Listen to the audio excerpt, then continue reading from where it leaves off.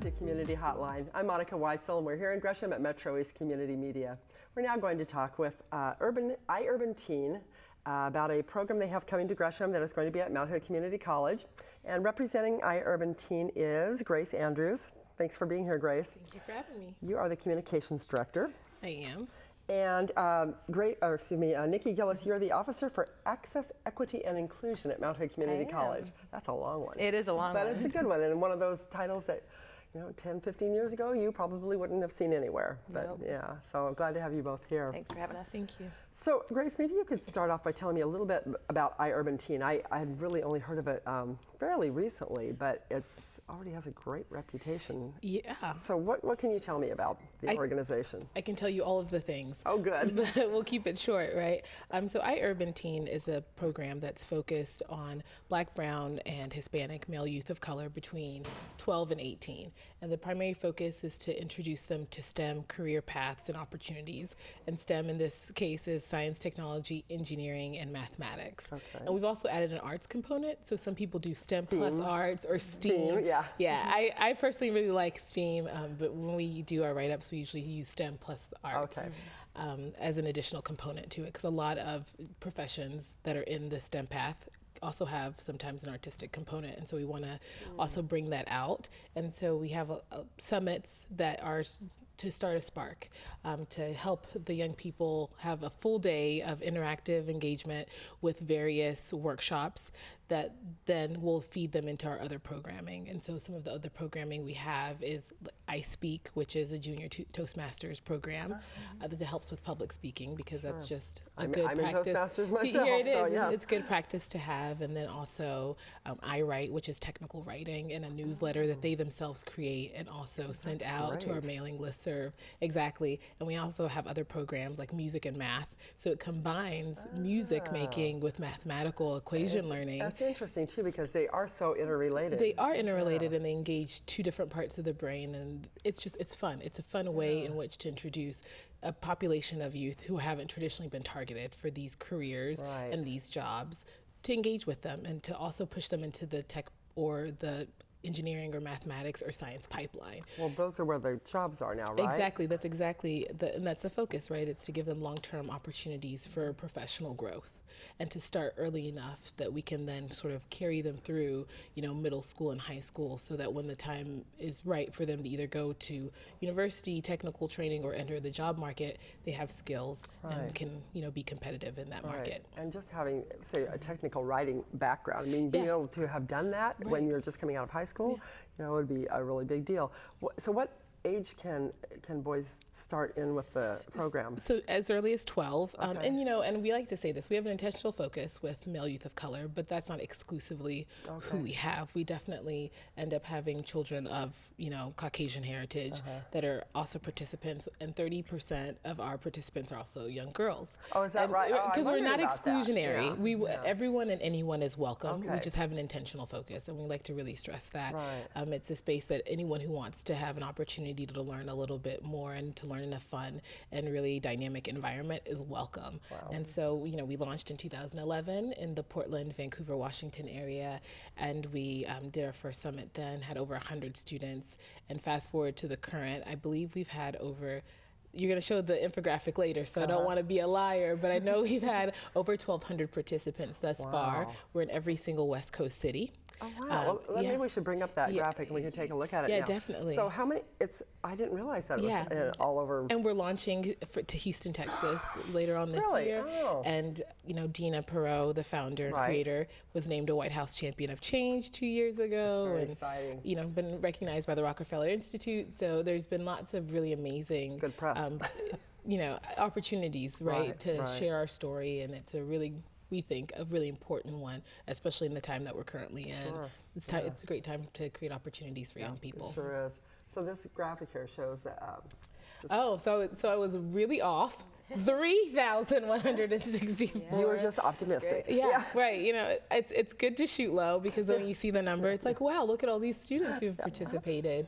And then the 940 students, that's maybe what I was thinking of. Those are the number of students that participated in the code camps, the I Speak program, iUrban Digital, which is digital storytelling. The code camps are what they sound like, so it's a couple of weekends over the course of like 4 or 6 weeks where the students learn some basic coding, build a website, do some really great projects that they can then use in their own personal portfolios. Yeah. So how cool is it to be 13 and have like a professional portfolio, right? That's right. And say, I've built this many websites, or and like, have that experience. Exactly. Just to, because, so it's really dynamic. I mean, it's a dynamic way to really engage. And then the tech tours are when the students get a chance to go to local companies and see how, like, almost like seeing STEM in the wild, right? Because people think of STEM, and I think that the output of that for some people is you're going to be a scientist or you're going to be a software engineer. There's so many other jobs. I mean, you can do a number of things. You can study ecology and go outside, and you could work for the state government and look at air quality or look at river quality. Right. Like, you could do so many things. You could work in a fishery. Really exactly. You can work here at MetroEast doing something. You know, there's so we'd love to here, show them that it's a really diverse field of job opportunities, and it's not just one little narrow thing you can do, and that it's endless. It's for them to sort of make almost like pick their path, and so we want to enable them to do that. I remember being a kid growing up thinking, I went to the Catholic school thinking, okay, I can be a school teacher or a nun or a nurse, because those were like the options. Nothing wrong with those three. No, there's not, but none of those were ones I wanted to be. You would have been a fun nun. Oh, I would have been. I would have. So Nikki, how did Mount Hood Community College get involved with this? Well, we had a manager on our campus a few years ago that had contact with the iUrban event that was happening on a different campus in the community, and worked with Dina to bring it to Mount Hood. So this will be our second year hosting, and it's really exciting because it truly meets our mission of, you know, building communities, transforming lives, and as Grace was just talking about, having students come onto a campus and be successful there, have a positive experience there, is so important. And for a lot of first generation students or students that, you know, college seems like this distant thing that isn't accessible to them, it's really important that we facilitate opportunities for people to come on our campus and be a part of that, and to show them the variety of programs. We've got, you know, really fun, cutting edge computer programs, gaming programs, cybersecurity programs, allied health programs, machine tool programs, so a large ecotourism, outdoor school types of things. So a lot of programs that I think maybe young students don't really know are available at a community college. And those tie in together so well. What you're doing and what you're doing. I mean, that's they tie in really well because the summit, the setup is a workshops setup. So the students go to they have 2 different tracks or 3 different tracks, and then go to various short, like 45-minute to an hour workshops throughout the day. So they can try out different things? Exactly. So they get to... It's like your window shopping. I know, exactly. Get a taste of everything, and so it fits right in, especially because I believe we also have a partnership where the students can also get credits through Mount Hood Community College. Nice. So we've got some dual credit programs and the iCode program. That's always a good thing, you know? Yeah, it's great. It sets them up for success. And that's really kind of what I think both of us are trying to do, is make sure that young people are set up for success. Yeah, once a kid gets some success, then it just then they're more likely to challenge themselves and take some risks and you know, try other things. Exactly. One of the cool things about this is that while the students are doing these interactive workshops, parents are welcome to come to this event as well. And we'll have a parent panel. So we'll have people from our financial aid office and people from our dual credit, so our high school relations programs, all there to talk to parents, because we know that if parents are supportive of a child's education, they're more likely to go on. So that'll be another component of what's happening on the 10th. So yes, I want my child to go here if he wants to, but I can't afford it, so they're talking to financial aid people or whatever. So yeah, that's a great idea. Now, how do kids become involved in iUrban Teen, and is it something they go to on a regular basis? I mean, is there a location in Portland that they go to once a week, or how does that work? There's not a century like physical space. Maybe one day in the future, but as of now, the Tech Summit is a great way to engage for a first initial engagement. There's one coming up October the 10th at Mount Hood. So I recommend that people go to iUrbanteen.org and register there. We do encourage people to register so that we have a good count so we can feed everyone, right? Oh, so you're feeding them too, yeah, then. So we know how many people we need to provide food for. Teenage boys. And You prizes. need to feed And them. prizes and food and t-shirts. So you want to make sure you register, right? Yeah. Because the good stuff is going to be there. But that's one way. And then there are programs that go for a course of time. So for instance, the iCode program usually is 4 to 6 weeks. So if you would like to sign up for a program like that, it does meet in the same location, usually on Saturday mornings. For the duration of time that it goes on, right? And so there's other programming like that, or I Speak, that continuously happens in rotation. And so you can just catch it when the next wave starts, that we've done for a couple of years now. So it's kind of tried and true. So the best thing would be to go to the website. Go to the website, see what you want to do. Exactly. Yeah, see what your options are. What is one of the more popular programs you have there? That's a great question. The iCode is really popular. Is it? Yeah. It really is. Yeah. The kids really seem to enjoy that. And then we recently did something with Echo Roof where the kids were building a boat. And that was really a boat that that would actually float. That would actually float, and they got in it on one of the many rivers we have around here, and they floated, and they were really, really proud of themselves. I bet they were. Because I don't know about you, but I've never built a boat. No, so I could only imagine. I can honestly say I have never built a boat. And the math that goes into that, right? The calculations you need to make, the cutting of the wood, the putting the pieces together. They got to create something that was real and tangible, and a lot of usable, and something. I would be very proud of it myself. Yeah. And so the kids were proud, and like Nikki was saying, there's lots of parent involvement. So a lot of times at these programs, parents are there. We really actively seek to engage parents as well.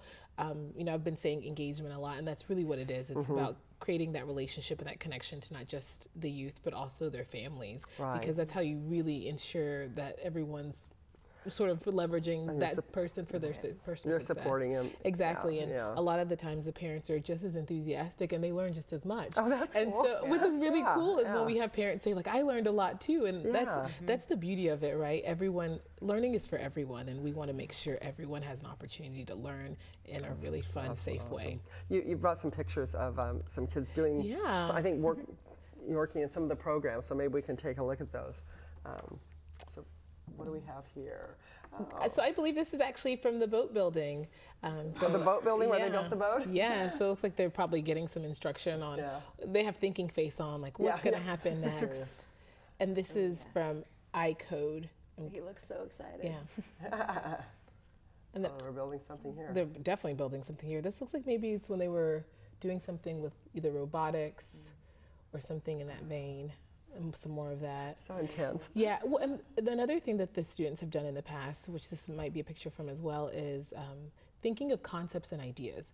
The students are so creative, and when you say, like, this is a problem that we have, how would you solve it using like technology or using science or using engineering? The things that they come up with, amazing. That is to think, they're not trained, right? Right. They're young. They're young people. Imaginative. They have critical thinking skills. And they're thinking of, quite frankly, the solutions of the future. And so it's just awesome that they have the power to do that, and that they are recognizing my brain is powerful. Like, my mind is powerful. I can really think out of the box, and then I can be taught how to create that solution. That is so cool. I mean, it really is when you think about all the people that have said, "Boy, I wish I'd thought of that first." You know what I mean? And they're so young that they haven't had people tell them, "No, that won't work," or "Why this can't happen." That they just have such a free mind to be able to be innovative. And they're like little sponges. And you asked what the most fun was. I don't know if this was the most fun, but this was a fan favorite. They went to Reed to look at the nuclear reactor, the little mini one, and I didn't get to go because there were too many young people signed up.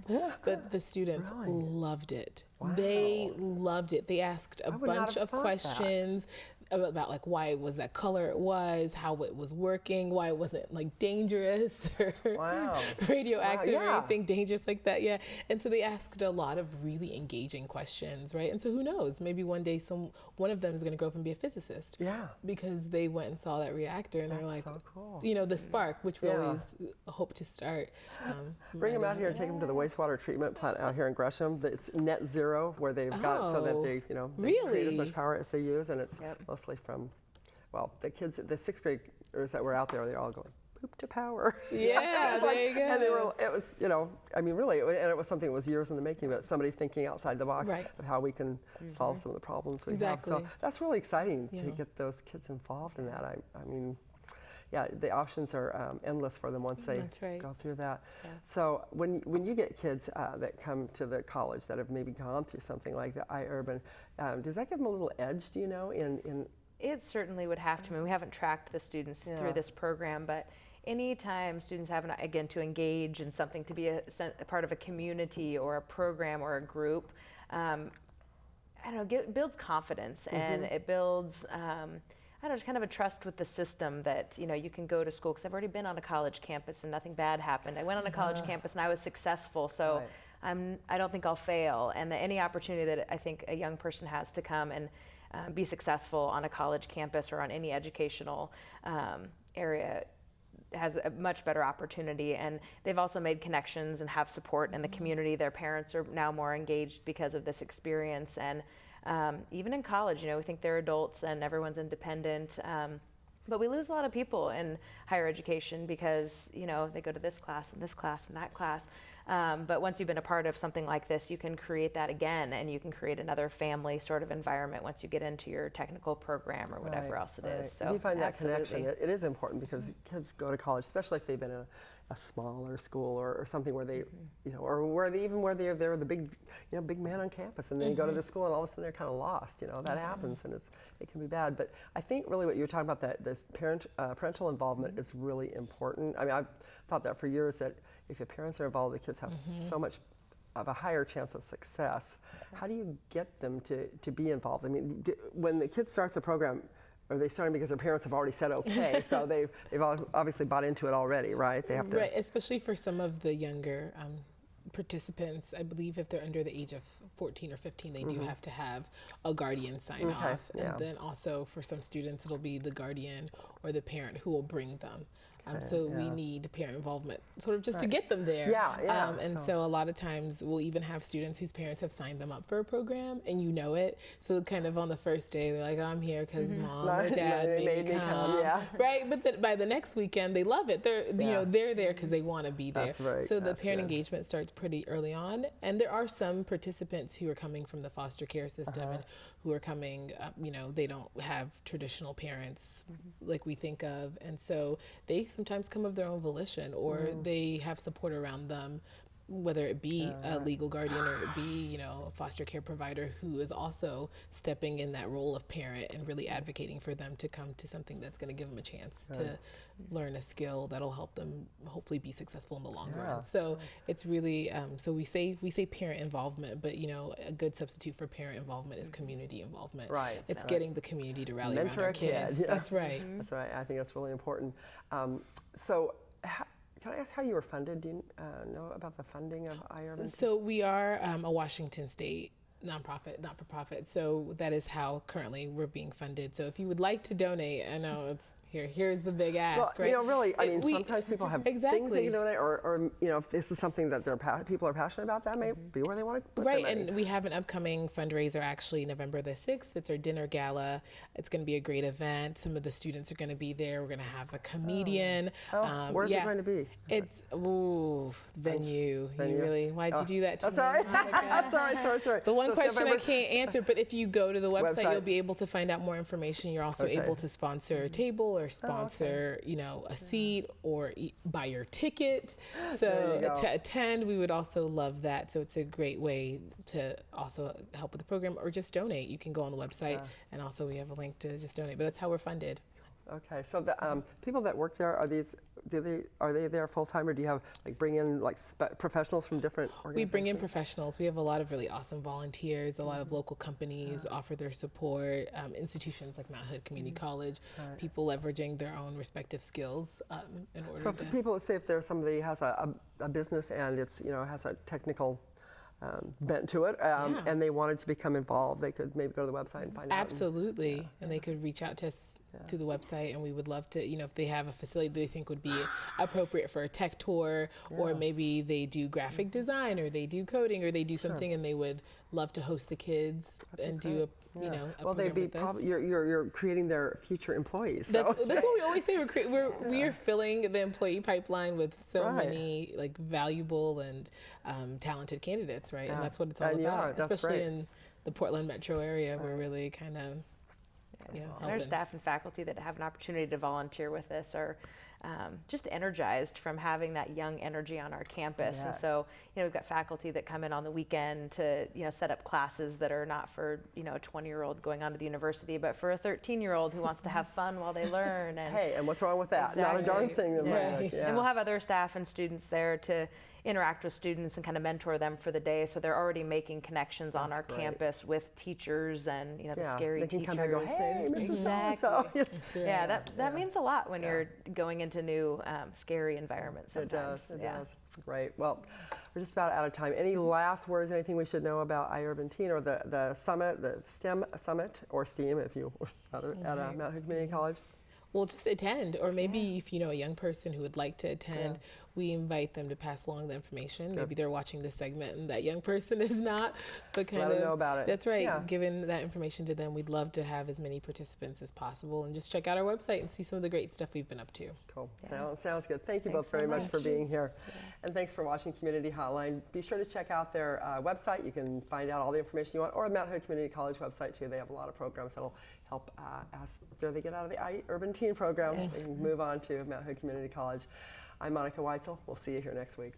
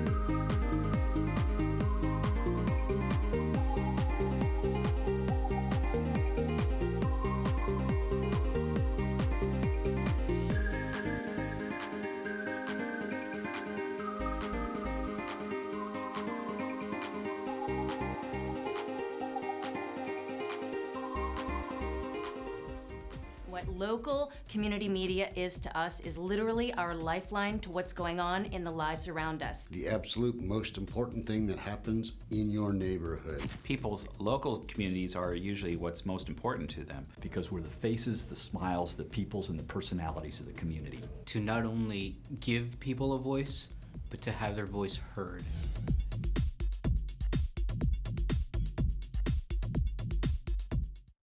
Have you ever wanted to create a TV show of your own? Come check out the basic editing class at MetroEast. Our trainers will give you the skills you need to flex your creative muscles. Using our state-of-the-art IMAX and Final Cut Pro 10, you can work with your own videos, add graphics and music, and even drop in cool special effects like green screen and slow motion. The best part? No experience is required. All ages and skill levels are welcome. Find out more on our website at metroeast.org.